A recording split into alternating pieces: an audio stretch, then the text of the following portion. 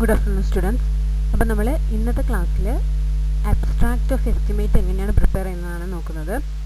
കൂടാതെ നമ്മൾ കുറച്ച് മെഷർമെൻറ്റ്സിൻ്റെ കുറച്ച് റൂൾസും കൂടെ ഡിസ്കസ് ചെയ്യുന്നുണ്ട്. അതോടെ നമ്മുടെ ഈ 4th മൊഡ്യൂൾ കംപ്ലീറ്റ് ആവുകയാണ്. വളരെ ഒരു സിമ്പിൾ മൊഡ്യൂളാണ്. ഇതിനകത്ത് ആകെ ആ കൺവെൻസിൻ്റെ പ്രോബ്ലം മാത്രമേ നിങ്ങൾക്ക് പഠിക്കാനുള്ളൂ. അപ്പം അത് 2 പ്രോബ്ലം ക്ലാസ്സിൽ വർക്കൗട്ട് ചെയ്തിട്ടുണ്ട്. അത് നന്നായിട്ട് നോക്കുക. പിന്നെ കുറച്ച് ടേംസ് ഒക്കെ ഫസ്റ്റ് ക്ലാസ്സിൽ 4th മൊഡ്യൂളിൻ്റെ ഫസ്റ്റ് ക്ലാസ്സിൽ പറഞ്ഞിട്ടുണ്ടായിരുന്നു. ആ ടേംസൊക്കെ കറക്റ്റായിട്ട് പഠിക്കുക.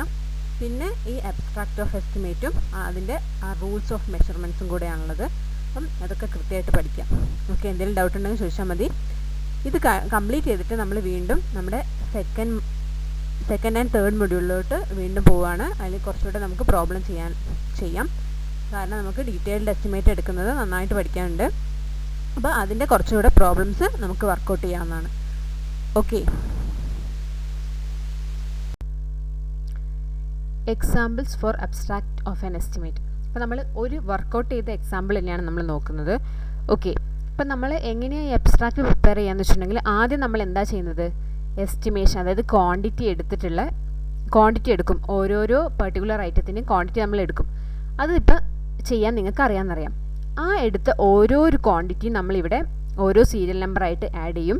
ആ കിട്ടിയ ക്വാണ്ടിറ്റീസ് നമ്മളിവിടെ എഴുതും.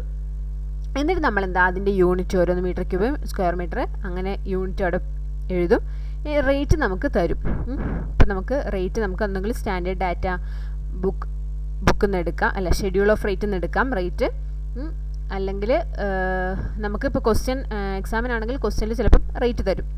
പിന്നെ യൂണിറ്റ് ഓഫ് റേറ്റ്, അത് ഏത് യൂണിറ്റിലാണ് റേറ്റ് തന്നിരിക്കുന്നത് നോക്കുക, അതിവിടെ എഴുതണം. പിന്നെ നമ്മൾ എമൗണ്ട് എങ്ങനെയാണ് കണ്ടുപിടിക്കുക, സിമ്പിളാണ്. എന്താണ്, ആ ക്വാണ്ടിറ്റി ഇൻറ്റു റേറ്റ് മൾട്ടിപ്ലൈ ചെയ്താൽ നിങ്ങൾക്ക് എന്ത് കിട്ടും, എമൗണ്ട് കിട്ടും. അപ്പോൾ നമുക്ക് ഈ എക്സാമ്പിൾ ഒന്ന് നോക്കാം. ഇവിടെ ഫസ്റ്റ് കൊടുത്തിരിക്കുന്നത് first class brick work in cement മോർട്ടാറാണ്. അതിന് വേണ്ട ടോട്ടൽ ക്വാണ്ടിറ്റി കണ്ടുപിടിച്ച് 63.54 ആണ്. അത് മീറ്റർ ക്യൂബിലാണ് കിട്ടിയത്. അതിൻ്റെ റേറ്റ് 256 പെർ മീറ്റർ ക്യൂബാണ്. അപ്പോൾ ടോട്ടൽ എമൗണ്ട് എത്രയാവും, 256 ഇൻറ്റു 63.54. അപ്പോൾ അതിൻ്റെ എത്രയാണെന്ന് പറഞ്ഞാൽ അത് നമുക്ക് മൾട്ടിപ്ലൈ ചെയ്താൽ ഈ എമൗണ്ട് കിട്ടും. ഇനി next 10 centimetre thick first class brick work in cement മോർട്ടാറാണ്. First class brick work in cement mortar with wire netting. Okay, അപ്പോൾ വയർ നെറ്റിംഗ് ഉണ്ടെങ്കിൽ നമ്മളത് വിത്ത് വയർ നെറ്റിംഗ് ആണ്. അപ്പോൾ നമ്മൾ നമുക്കറിയാം സിമൻറ്റ് മോർട്ടാർ അത് നമ്മൾ മീറ്റർ സ്ക്വയറിലാണ് ചെയ്യുന്നത്. അതായത് പ്ലാസ്റ്ററിങ് അല്ലേ ഇത്, നമ്മൾ സ്ക്വയർ മീറ്ററിലാണ് അതിൻ്റെ യൂണിറ്റ് എടുക്കുന്നത്. അതിൻ്റെ ക്വാണ്ടിറ്റി 27.66 ആണ്. അപ്പം റേറ്റും തന്നിരിക്കുന്നതില്ല, സ്ക്വയർ മീറ്ററിലാണ്. അപ്പം പെർ സ്ക്വയർ മീറ്ററിലുള്ള റേറ്റാണിത്. അപ്പം നമുക്ക് ടോട്ടൽ റേറ്റ് കണ്ടുപിടിക്കാൻ എന്ത് ചെയ്യണം, 27.66 ഇൻറ്റു 40.8 ചെയ്യുമ്പോൾ നമുക്ക് എന്ത് കിട്ടും, ആ റേറ്റ് കിട്ടും. നെക്സ്റ്റ് നമ്മൾ cement concrete excluding shuttering and reinforcement with stone chips. കോൺക്രീറ്റിൻ്റെ യൂണിറ്റ് നമുക്കറിയാം എന്താണ്, മീറ്റർ ക്യൂബാണ്. ഇവിടെ ക്വാണ്ടിറ്റി എത്രയാണ്, 20.37. നമ്മളെ റേറ്റ് എത്രയാണ്, 416 പെർ മീറ്റർ ക്യൂബ്. അപ്പം ടോട്ടൽ എമൗണ്ട് കിട്ടുമല്ലോ, 416 ഇൻറ്റു 20.37 ചെയ്ത് കഴിഞ്ഞാൽ നമുക്ക് എന്ത് കിട്ടി, എമൗണ്ട് കിട്ടി. ഇനി hire and labour charges for centering and shuttering. സെൻറ്ററിങ്ങിൻ്റെയും ഷട്ടറിങ്ങിൻ്റെയും ചാർജസ് ആണ് നമ്മൾ നോക്കുന്നത്. ഇനി സ്ക്വയർ മീറ്ററിലാണ് സെൻറ്ററിങ്ങും ഷട്ടറിങ്ങും പറയുന്നത്. റേറ്റ് 17.5 ആണ്. അപ്പോൾ 17.5 ഇൻറ്റു 188.06. അപ്പോൾ നമുക്ക് എന്ത് കിട്ടി, ടോട്ടൽ എമൗണ്ട് കിട്ടി. നെക്സ്റ്റ് എന്ന് പറയുന്നത് MS reinforcement including cutting required length, hook and bending. Reinforcement നമ്മൾ ശ്രദ്ധിക്കുക, അതിൻ്റെ യൂണിറ്റ് ക്വിൻ്റലിലാണ് നമ്മൾ റെയിൻഫോഴ്സ്മെൻറ്റിൻ്റെ യൂണിറ്റ് എടുക്കുന്നത്. അപ്പം 15.99 ക്വിൻ്റലാണ് നമുക്ക് വേണ്ടത്. ഇനി അതിൻ്റെ റേറ്റ് 603.5 ആണ്. അപ്പോൾ നമുക്ക് എമൗണ്ട് എങ്ങനെ കിട്ടും, 603.5 ഇൻറ്റു 15.99. അപ്പോൾ നമുക്ക് എന്ത് കിട്ടി, ക്വാണ്ടിറ്റി കിട്ടി. ഓക്കെ ആണല്ലോ.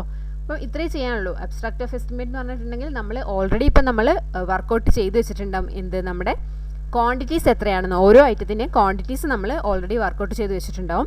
പിന്നെ റേറ്റ് കൊണ്ട് മൾട്ടിപ്ലൈ ചെയ്തിട്ട് എമൗണ്ട് കണ്ടുപിടിക്കുന്നതാണ്. ഇതിൻ്റെ കണ്ടിന്യൂഷൻ നെക്സ്റ്റ് സ്ലൈഡിൽ നമുക്ക് ഡിസ്കസ് ചെയ്യാം. നെക്സ്റ്റ് എന്ന് പറയുന്നത് 7.5 cm thick lime terracing on roof with slaked lime laid to proper slope, thoroughly beaten and cured including top finishing shaping. ഈ എക്സാമ്പിൾസ് ഞാൻ ജസ്റ്റ് ഒന്ന് നിങ്ങൾക്ക് എന്താ ചെയ്യേണ്ടതെന്ന് മനസ്സിലാക്കാൻ വേണ്ടി മാത്രം എടുത്തതേ ഉള്ളൂ കേട്ടോ. നിങ്ങളിത് കണ്ടിട്ട് പേടിക്കണ്ട, അതിൻ്റെ മെത്തേഡ് മാത്രം ഒന്ന് നോക്കിയാൽ മതി എങ്ങനെയാണെന്നുള്ളത്. ജസ്റ്റ് എന്താണ് നമ്മൾ ക്വാണ്ടിറ്റി എത്രയാണ് അതേ ഇൻറ്റു റേറ്റ് മൾട്ടിപ്ലൈ ചെയ്യുക. First class Indian teak would 1.1, അതായത് ഫ്രെയിംസിനാണെങ്കിൽ നമുക്കറിയാം, ഫ്രെയിംസിന് നമ്മൾ എന്തിനാണ് ചെയ്യുന്നത്, മീറ്റർ ക്യൂബിലാണ്. ഇനിയിപ്പം ഷട്ടറൊക്കെ ആണെങ്കിൽ, ഇപ്പം നമ്മൾ ഡോറ് വിൻഡോൻ്റെ ഒക്കെ ഷട്ടറിൻ്റെ ആണെങ്കിൽ നമ്മൾ എന്തായിരിക്കും ചെയ്യുന്നത്, മീറ്റർ സ്ക്വയറിലായിരിക്കും. ഇനി അതിൻ്റെ ഫ്രെയിം ആണെങ്കിൽ നമ്മൾ മീറ്റർ ക്യൂബിലായിരിക്കും ചെയ്യുന്നത്. അപ്പോൾ അതൊക്കെ നിങ്ങൾ ശ്രദ്ധിക്കേണ്ടതാണ് ഈ ക്വാണ്ടിറ്റി സർവേയിൽ. Next 3.75 cm thick first class Indian teak wood panel shutters. കണ്ടോ, ഷട്ടേഴ്സിന് വേണ്ടിയിട്ടുള്ളതാണ് നമ്മൾ സ്ക്വയർ മീറ്ററിലായിരിക്കും, ഫ്രെയിമിനാണെങ്കിൽ മീറ്റർ ക്യൂബിലായിരിക്കും. അപ്പം എന്ത് ചെയ്യാം, ഈ ക്വാണ്ടിറ്റി ഇൻറ്റു ആ റേറ്റ് ചെയ്യുക. അപ്പം നമുക്ക് എന്ത് കിട്ടും, ടോട്ടൽ കിട്ടി. ഇനി നമ്മളിങ്ങനെ ഓരോന്നിൻ്റെയും ചെയ്യുക, എന്നിട്ട് എന്ത് ചെയ്യുക, നമുക്ക് ഇതെല്ലാം കൂടെ ആഡ് ചെയ്തിട്ടുണ്ടെങ്കിൽ നമുക്ക് എന്ത് കിട്ടി, റേറ്റ് കിട്ടി. ഇനിയിപ്പോൾ നമ്മൾ ഇതിൽ 3 to 5% കണ്ടിൻജൻസീസ് ആഡ് ചെയ്യുക, പിന്നെ 10% കോൺട്രാക്ടേഴ്സ് പ്രോഫിറ്റ് ആഡ് ചെയ്യുക. അപ്പോൾ നമുക്ക് എന്ത് കിട്ടി, ടോട്ടൽ എസ്റ്റിമേറ്റഡ് ഓഫ് ആ പാർട്ടിക്കുലർ ബിൽഡിംഗ് കിട്ടും. ഓക്കെ, അത് നിങ്ങൾക്ക് ക്വസ്റ്റനിൽ പറയുന്നത് പോലെ ചെയ്താൽ മതി. ഓക്കെ, അപ്പോൾ ഇതിൽ ചെയ്യാൻ വേറെ കാര്യമായിട്ടൊന്നുമില്ല. അബ്സ്ട്രാക്റ്റ് ഓഫ് എസ്റ്റിമേറ്റ് എന്ന് പറഞ്ഞാൽ എന്താണ്, നിങ്ങൾ ആ റേറ്റ് കണ്ടുപിടിക്കുന്നതിനെയാണ്. ഇപ്പോൾ നമ്മൾ ഓൾറെഡി നമ്മളിപ്പോൾ എന്താണ് കണ്ടുപിടിച്ച ക്വാണ്ടിറ്റി എന്ന് പറയുന്നത്, ഈ ക്വാണ്ടിറ്റിയാണ് നമ്മൾ കണ്ടുപിടിച്ചത്. റേറ്റ് നമുക്ക് ഷെഡ്യൂൾ ഓഫ് റേറ്റ്സ് നിന്ന് കിട്ടും. അപ്പോൾ നമ്മൾ ഇത് രണ്ടും കൂടെ മൾട്ടിപ്ലൈ ചെയ്താൽ നമുക്ക് എന്ത് കിട്ടി, അതിൻ്റെ കോസ്റ്റ് എത്രയാണെന്ന് കിട്ടി. അപ്പോൾ നമുക്ക് ടോട്ടൽ കോസ്റ്റ് കണ്ടുപിടിക്കാൻ പറ്റും. ഓക്കെ ആണല്ലോ. ഇനി നമുക്ക് ഡിസ്കസ് ചെയ്യാനുള്ളത് മെഷർമെൻറ്റിൻ്റെ കുറച്ച് റൂൾസാണ്. അതായത് നമ്മളിപ്പം ക്വാണ്ടിറ്റി കണ്ടുപിടിക്കാൻ വേണ്ടിയിട്ട് നമ്മൾ ഐറ്റംസ് നമ്മൾ മെഷർ ചെയ്യില്ലേ, ആ മെഷർമെൻറ്റിന് നമുക്ക് കുറച്ച് റൂൾസ് ഉണ്ട്. അതെന്താണെന്ന് നമുക്ക് നോക്കാം. The rules for measurement of each item are invariably described in IS 1200. അതായത് IS കോഡ് 1200 നമ്മുടെ മെഷർമെൻറ്റിൻ്റെ എല്ലാ ഡീറ്റെയിൽസും പറഞ്ഞിരിക്കുന്നത്. ഈ IS 120 കുറേ പാർട്ടുകളുണ്ട്. പാർട്ട് 1 to 13 or 15 പാർട്സ് ഉണ്ട്. അതിൽ ഓരോ പാർട്ടിലും ഓരോന്നിനെ കുറിച്ചാണ് ഡീറ്റെയിൽ ആയിട്ട് പറഞ്ഞിരിക്കുന്നത്. ഇപ്പം ഒരു പാർട്ടിൽ പ്ലാസ്റ്ററിങ്ങിനെ കുറിച്ചിട്ടാണെങ്കിൽ, ഒരു പാർട്ടിൽ പെയിൻറ്റിങ്, വുഡ് വർക്ക്, അങ്ങനെ ഓരോ നമ്മുടെ എസ്റ്റിമേഷൻ്റെ ഓരോ കാര്യത്തിനെ കുറിച്ചും ഡീറ്റെയിൽ ആയിട്ട് ഈ IS 1200 പറഞ്ഞിട്ടുണ്ട്. അതായത് നമ്മൾ എങ്ങനെയൊക്കെ മെഷർമെൻ്റ് എടുക്കണം.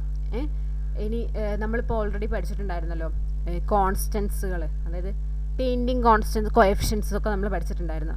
അപ്പോൾ പെയിൻറ്റിങ് കോഎഫിഷ്യൻറ്റുകളൊക്കെ നമുക്ക് എവിടുന്നാണ് കിട്ടുന്നത്, ഈ IS 1200 എന്നാണ് നമുക്ക് പെയിൻറ്റിങ് കോഎഫിഷ്യൻറ്റ് കിട്ടുന്നത്. അതായത് ഇപ്പം ഓരോ ടൈപ്പ് ഡോറിനും ഓരോരോ പെയിൻറ്റിങ് കോഎഫിഷ്യൻറ്റുകളാണ്.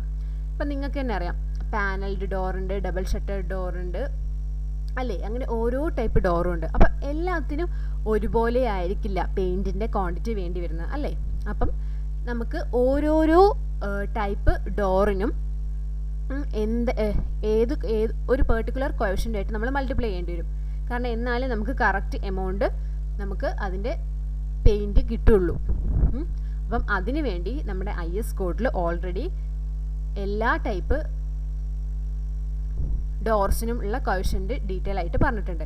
ഇത് ഞാനൊരു എക്സാമ്പിൾ പറഞ്ഞാണ്. അങ്ങനെ എല്ലാ കാര്യത്തിനും, അതായത് എർത്ത് വർക്ക്, എക്സ്കവേഷൻ, എല്ലാ കാര്യത്തിനും നമുക്ക് പ്രത്യേകം IS കോഡിൽ ഓരോരോ പാർട്ടുകളായിട്ടുണ്ട്. അപ്പം നിങ്ങൾ ഈ IS 1200 നെറ്റിൽ അവൈലബിൾ ആണ്, നിങ്ങൾ ഡൗൺലോഡ് ചെയ്ത് വായിക്കുക കേട്ടോ.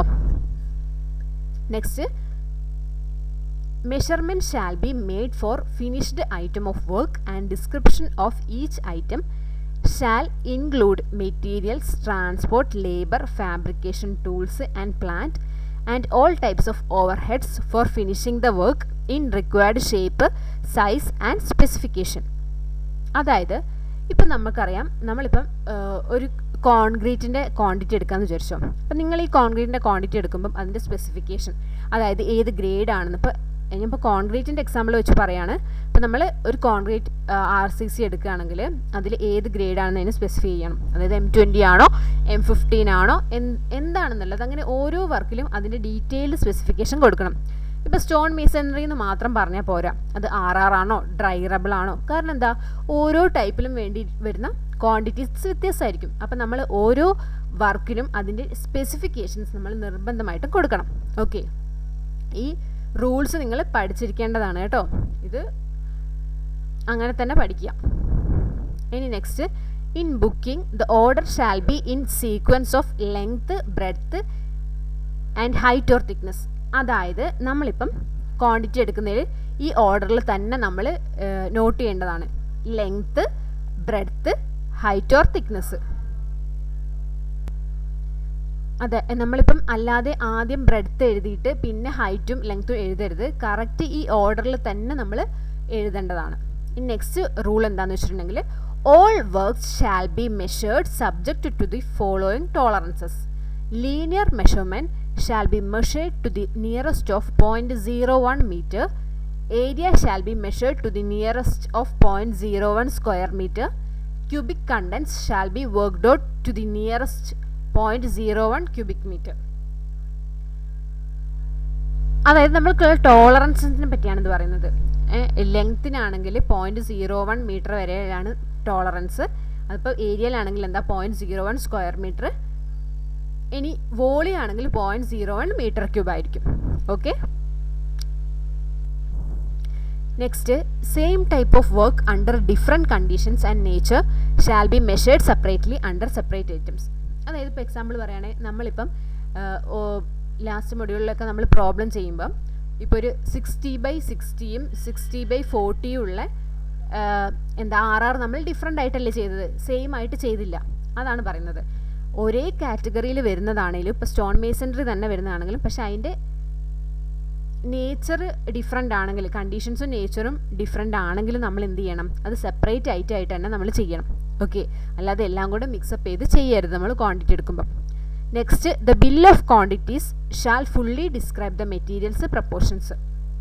ബിൽ ഓഫ് ക്വാണ്ടിറ്റീസ് നമ്മൾ പ്രിപ്പയർ ചെയ്യുമ്പം എന്താണ്, ആ മെറ്റീരിയൽസിനെ കുറിച്ചുള്ള ഡീറ്റെയിൽഡ് ഡിസ്ക്രൈബ് ചെയ്തിട്ടുണ്ടായിരിക്കണം. അതിൻ്റെ പ്രപ്പോർഷൻസും നമ്മൾ കറക്റ്റായിട്ട് കൊടുക്കണം. അതായത് ഇപ്പോൾ കോൺക്രീറ്റ് ആണെങ്കിൽ 1:2:4 ആണോ 1:1.5:3 ആണോ എന്നത് നമ്മൾ കറക്റ്റായിട്ട് സ്പെസിഫൈ ചെയ്തിരിക്കണം. Next, workmanships and accurately represent the work to be executed. In case of masonry, stone or brick or structural concrete, the categories shall be measured separately and the heights shall be described. From foundation to plinth level, from plinth level to the first floor level, from first floor to second floor level and so on. നമ്മളിപ്പം brick masonry ചെയ്യാമെന്ന് വിചാരിക്കുക, അല്ലെ stone masonry ചെയ്യുകയാണെങ്കിൽ നമ്മൾ ഈ height level പ്രത്യേകം നമ്മൾ keep ചെയ്തിരിക്കണം.